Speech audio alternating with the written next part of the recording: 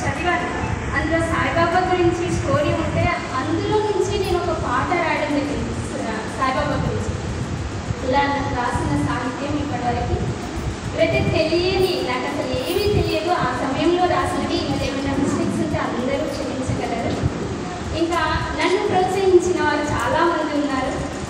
ఇక్కడ మనకి వరకి Prabhakar sir and Bommagaddi Kishan sir, ఇంకా అనిల్ కుమార్ సార్. నేను 2017లో తెలంగాణ రచయితల సంఘంలో వాట్సాప్ మెసేజ్ ద్వారా నేను వెళ్ళాను.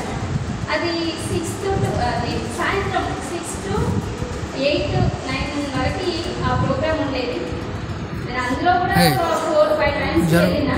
ఇంకా నైట్ అవుతుంది కాబట్టి వెళ్ళలేదు. కానీ ఆ వెళ్ళిన సమయంలో నాకు నేర్పినవి చాలా ఉన్నది. వీళ్ళ ద్వారానే నేను రాయడానికి ఇంకా ప్రోత్సాహం అందించారు. వీళ్ళందరికీ నేను హృదయపూర్వకంగా కృతజ్ఞత తెలియజేసుకుంటున్నాను. ఇంకా చాలా చెప్పాలి అని ఉన్నది, కానీ నాకు ఆనందం.